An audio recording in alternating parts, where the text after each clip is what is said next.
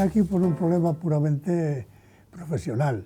Yo había terminado la carrera en Madrid, yo me había formado como psiquiatra durante la carrera, era mi gran vocación, y de ahí también me interesé por el psicoanálisis.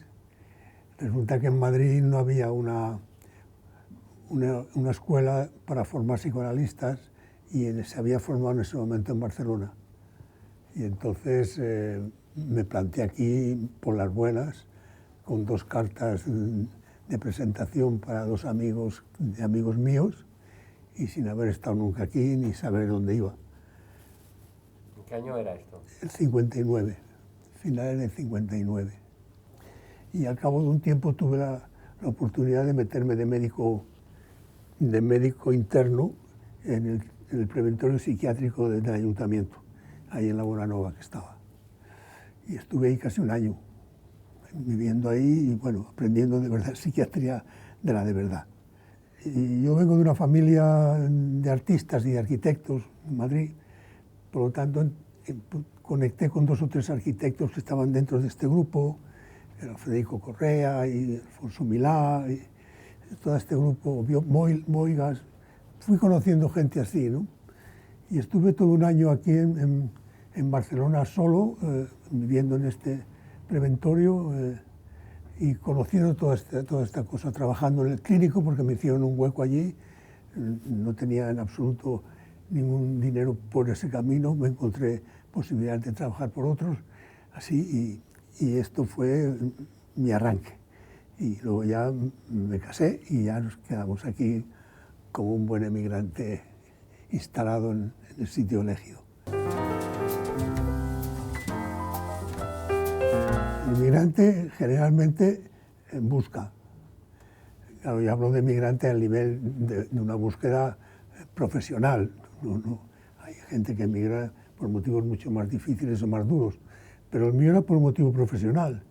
Y la verdad es que me encontré justamente con la formación psicoanalítica que yo buscaba, con un trabajo que yo buscaba, y después dentro de este ámbito que te hablo de amistades y de sociales, encontramos una gente realmente que entroncamos tan bien con ellas que nunca se nos ocurrió reanudar esto, volver otra vez a Madrid, sino que nos quedamos aquí y yo nunca nos he encontrado ningún problema. El emigrante generalmente, cuando encuentra el sitio, se queda. El refugiado, como le han echado o como ha huido, bueno, han echado al exilado, pero al refugiado, como huye de la violencia, siempre piensa volver, porque se ha ido expulsado o se ha ido perseguido, pero nunca se ha ido voluntariamente a buscar.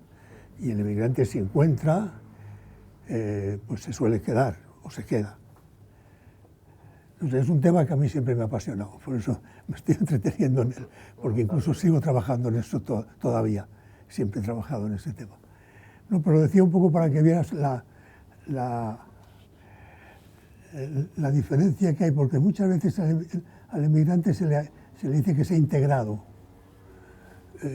Y yo hago una diferencia entre el emigrante que se integra y el emigrante que se incluye. Porque incluir es formar parte, integrar es acercarte a lo que está y, bueno, y apoyar o incorporarte, pero aquello ya estaba. Y en cambio el emigrante que se incluye forma parte y crea dentro de eso. Y por eso cuando te incluyes ya eres, ¿no? Ya no eres emigrante, ya eres.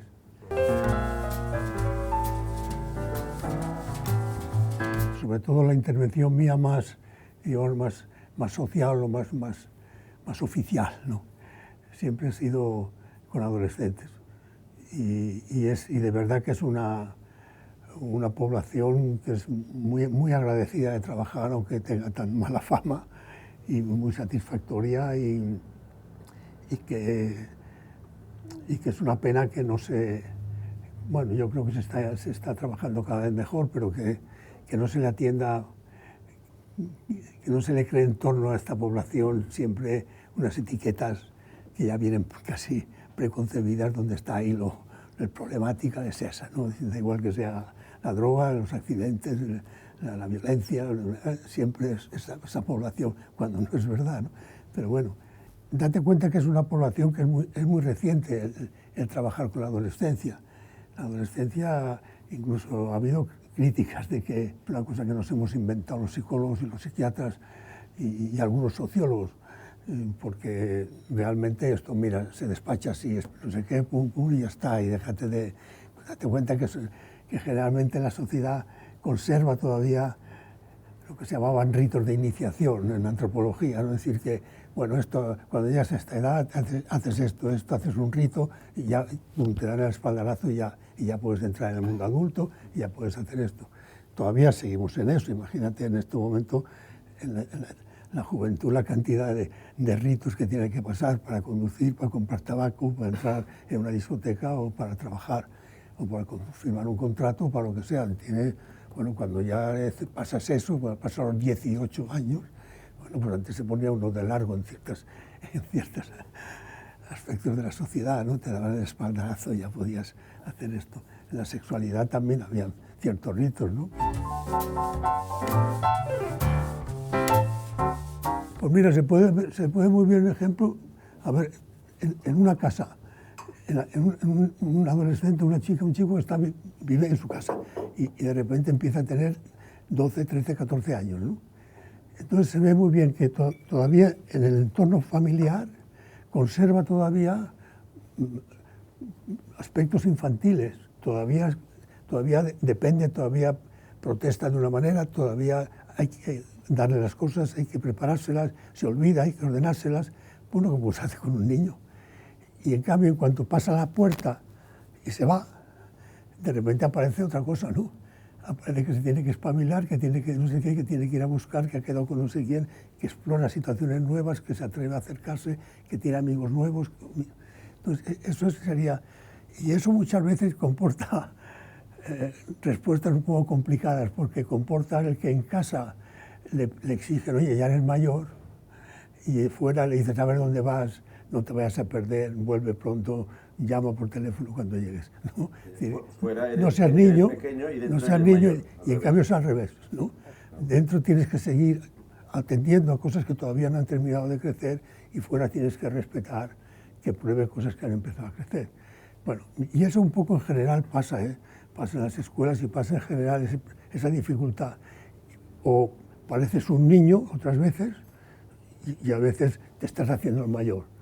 Se le critica porque te estás haciendo la no sé qué porque vas vestido, te pones y en cambio te estás comportando como una niña o como un niño. Una vez que no. Pues sí, es verdad que estás en esa lucha. Es una crisis. Hay autores que la llaman la crisis de la identidad, ¿no? Por ejemplo, una cosa que se tolera muy mal es la intimidad. Hay una edad en que de repente aparece la intimidad. Hay una edad en que aparece que ya no preguntan. Los adolescentes ya no preguntan. El niño pregunta todo, el adolescente no pregunta. Lo más que puede hacer es opinar.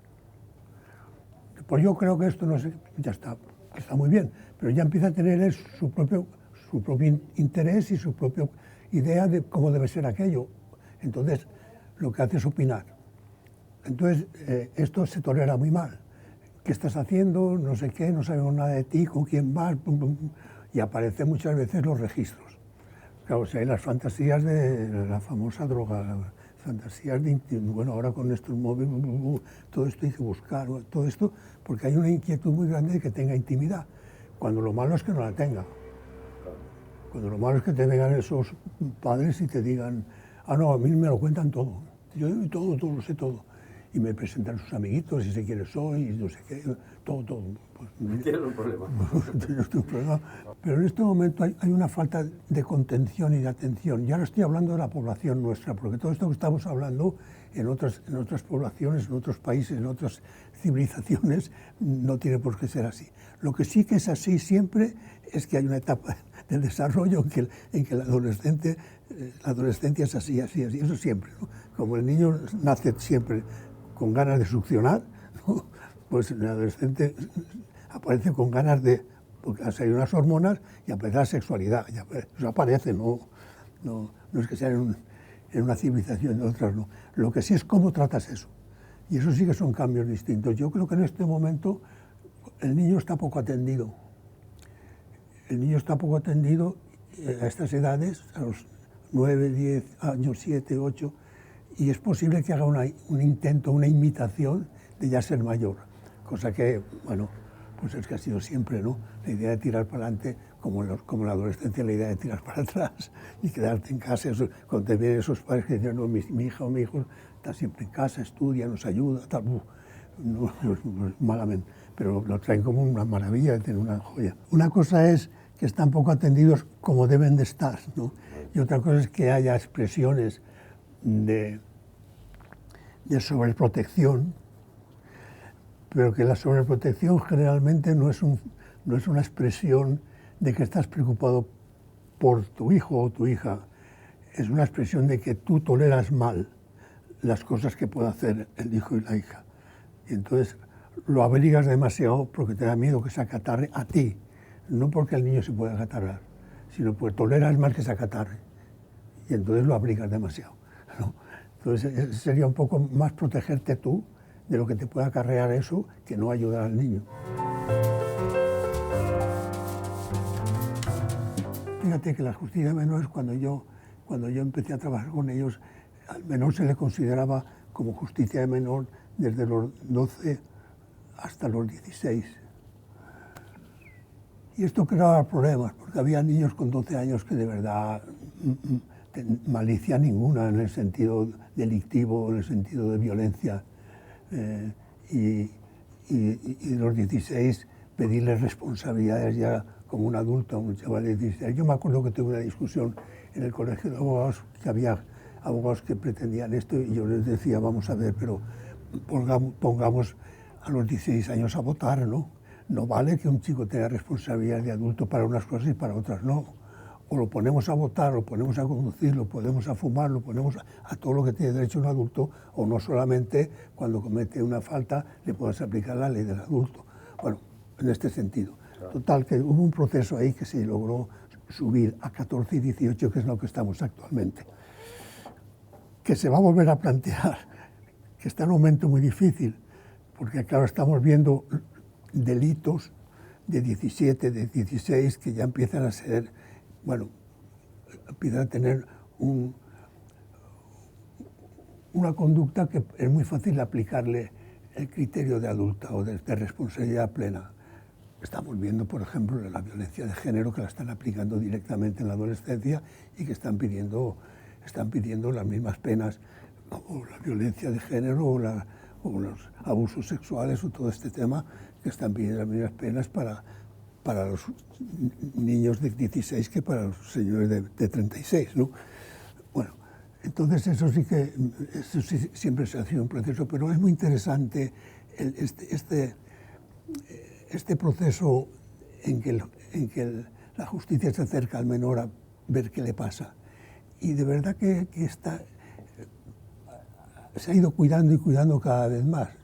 Yo creo que ha sido una cosa interesante. Yo por lo menos he tenido la suerte de ver todo el proceso, de cómo se han introducido criterios, por ejemplo, de mediar, de no directamente aplicar la justicia, sino antes enterarse qué ha pasado y que hayan unos profesionales, que tienen que ser profesionales, que traten de mediar entre la víctima y entre el autor, que traten de arreglarlo de otra manera, que no lleguen a la justicia, que no quede marcado el menor con eso, y que a veces son conductas que se pueden entender bastante bien como salidas. Y muchas cosas, me voy a dejar muchas, pero cosas que yo he vivido muy directamente, que ha sido el proceso de mediación, que yo he estado ahí participando en la formación de...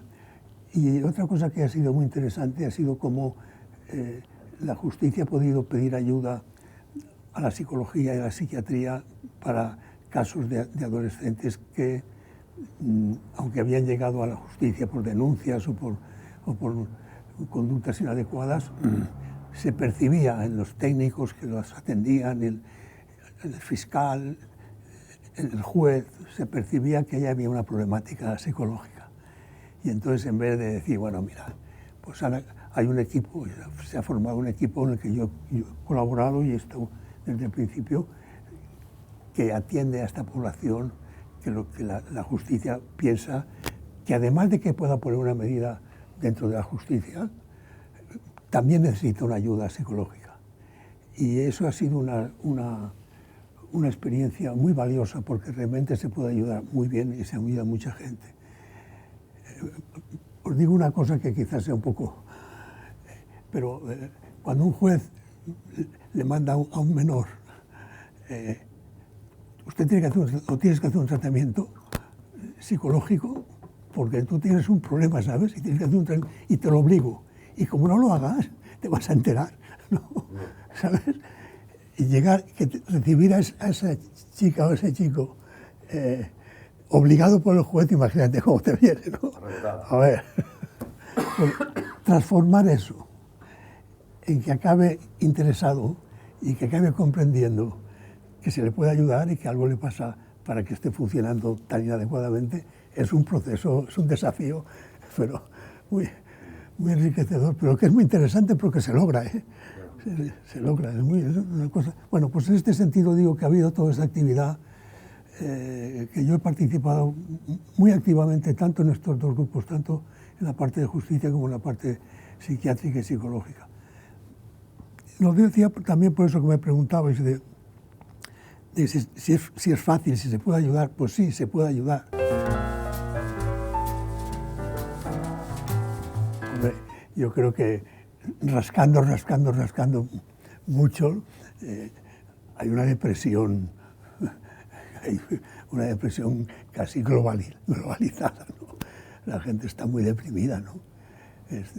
Entonces yo creo que incluso esa depresión hace que la gente no reaccione, se quede... Mira, en estos momentos yo pienso que hay dos cosas que son...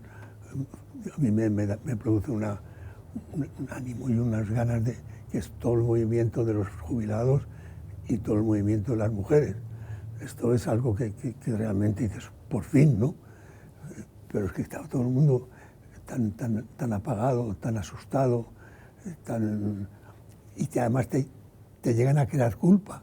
O sea, llegan a pensar que es que tú no trabajas porque no has sabido, porque no sé qué, que tú no has aprobado porque no sé cuánto, tú no has sacado tan puesto que no sé qué. Bueno, te llegan a... Y la gente se va retrayendo. Y esta depresión produce una cosa que a mí me parece, que por eso te decía que me ha producido una gran satisfacción esto que está pasando, y espero que haya más de otras poblaciones, que es que de repente aparece la solidaridad. Es que, claro, la depresión te lleva a la desconexión con el otro. Estás replegado sobre ti mismo, con tu tristeza o con tu incapacidad o con el sentimiento que sea, muy replegado, no te puedes comunicar, ¿no? Y entonces se puede producir situaciones de irritación en ambientes muy cerrados, ¿no? Que ahí está, pues, el padre que está en el paro, ¿no? Pues tiene muy poca capacidad de tolerancia, ¿no? Entonces digo que a mí me parece que en este momento, si aparecería la solidaridad, si aparecería el ponerse en el lugar del otro, si a los movimientos que están viendo ahora, de los jubilados, de repente los jóvenes, sus nietos, no ya sus hijos, sino sus nietos, se unieran, si a esto de las mujeres nos uniéramos los hombres también, ¿no? Si empezáramos todos a compartir problemas que tenemos y tratar de resolverlos juntos, pero claro, ha habido toda una ruptura bueno, algo se ha movido porque los movimientos estos nuevos de la juventud pues han empezado a funcionar y han empezado a movilizar. No se ha disuelto tanto como parece. Lo que pasa es que lo que hace falta pensar es que la mayoría de los medios de comunicación están en manos de gente que no les interesa mucho esos movimientos.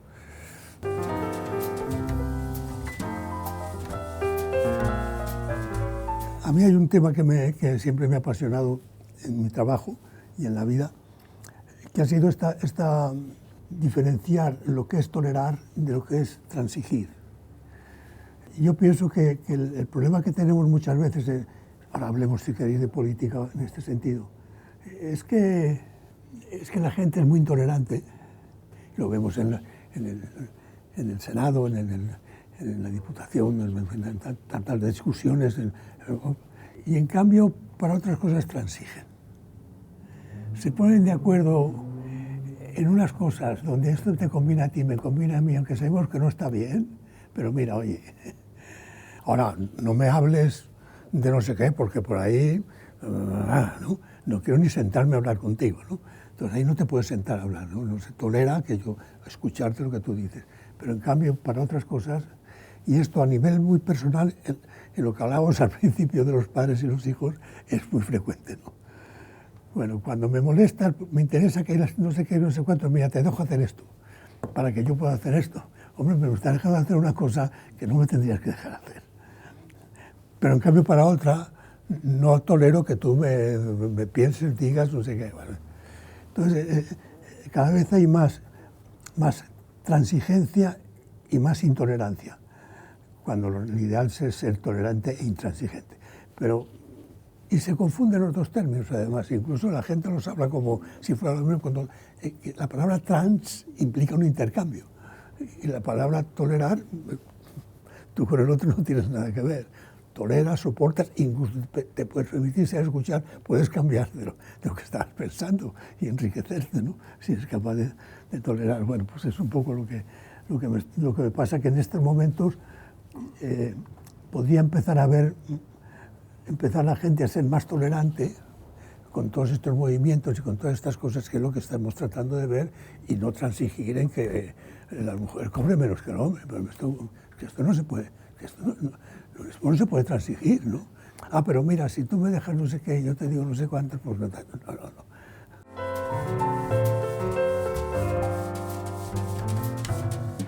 No, lo que es verdad es que ha habido un retroceso, una regresión importante yo no estoy hablando ahora solamente del proceso español, que implica una transición que ha funcionado así, aparecen los flecos de cosas que se transigieron y que ahora aparecen, ¿no? Pero digo ya en general un poco, ¿no? Es decir, la claudicación de las ideologías más solidarias, ¿no? Más de atención, más globales, más de atención, que se llegó al famoso estado de bienestar, donde, bueno, se cogieron de aquí las cosas más comunistas, más izquierdosas, más tal, se cogieron de aquí las que podían ser más de derechas, y llegaron a establecer unos vínculos en donde se conservaban la escuela, la sanidad, el bienestar. Y lo otro, pues la famosa sociedad de mercado, pues muy bien, ¿no? Pero es que se ha acabado. Se acabó el bienestar y esto es una especie de dominio de la economía y del dinero por encima de todos los otros intereses de la población y las otras necesidades básicas de la población. Y es en este sentido que tú me preguntabas. Yo creo que hemos visto lo que ha pasado y yo creo que en ese sentido, bueno, no me quiero meter mucho en el tema político porque no es lo mío, pero por lo que estás viviendo como persona que vive y lee lo que pasa, pues la verdad es que solamente puedes ver la lista de gente que está llevando la política, no solamente en España, sino en Europa y no te digo en Estados Unidos, a dónde hemos llegado a parar, ¿no? ¿Hasta dónde puede llegar a parar todo esto, ¿no? Es decir, que es una cosa de una pobreza política, intelectual, relacional, de tolerancia, ¿no? De escuchar al otro, de llegar a pactos, de poder...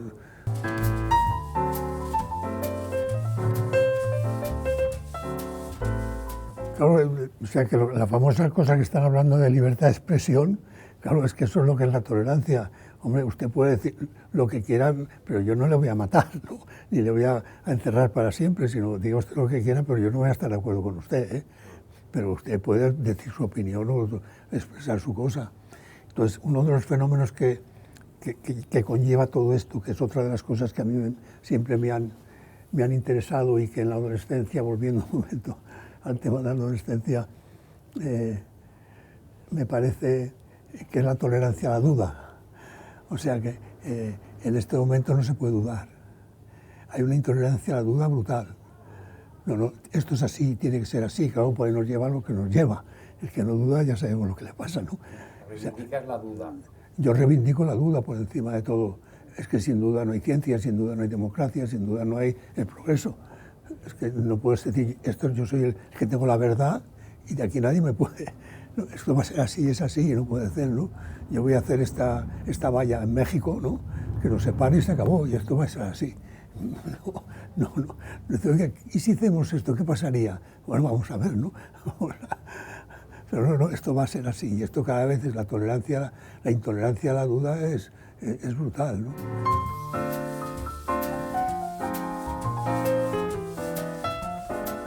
Es que de las primeras personas que conocimos aquí en Barcelona fue a Rosa Regàs, que es una persona que sigue siendo nuestra gran amiga y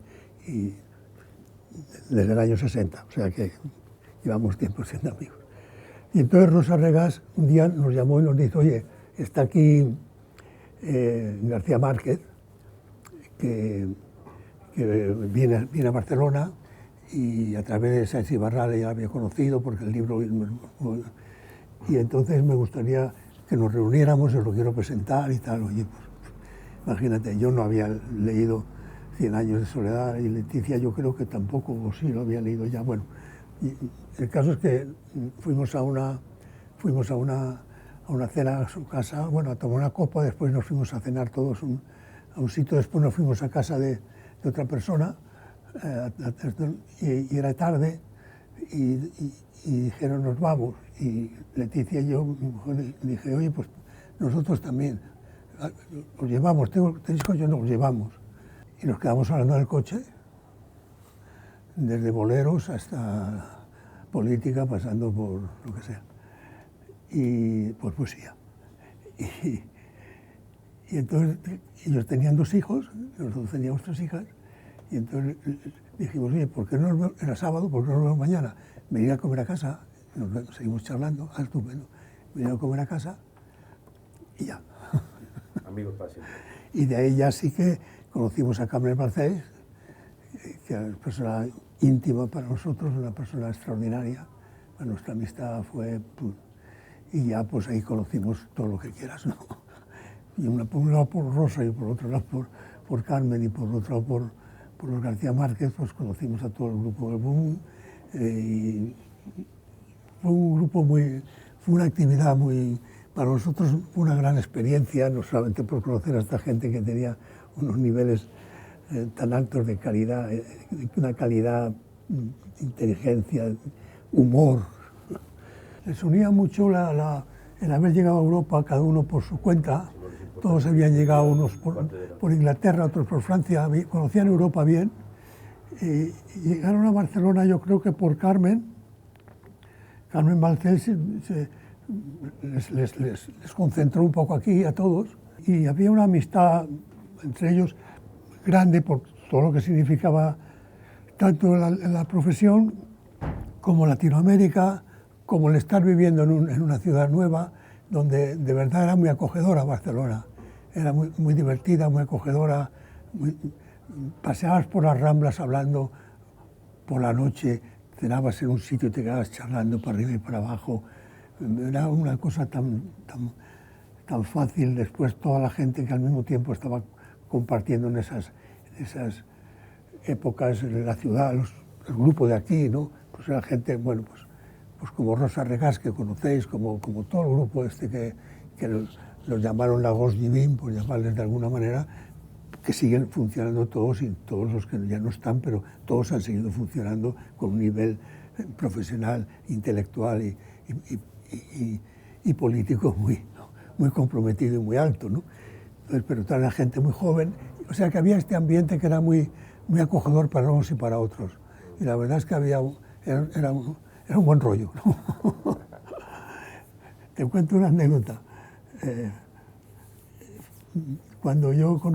Esa noche conocí a los García Márquez, al presentarnos, y yo le dije a Gabo, que yo le dije, oye, mira, a mí me pasó una cosa, que desde hace un tiempo no leo novela. He sido un lector de novela quizás tan excesivo que desde hace tiempo pues, no leo novela. Y siento no haber leído tu novela. Y me dijo, hombre, pues no pasa nada, no pasa nada. Y entonces al marcharnos me dijo, oye, léela que es muy buena, ¿eh?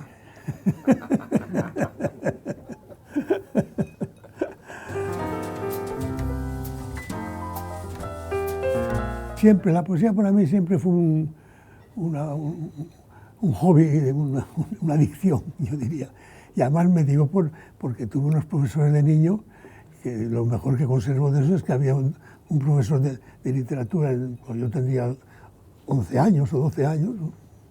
Y había tenido otro pequeñito, cuando yo era más pequeñito, que te hacía leer poesía y aprenderte un verso de memoria.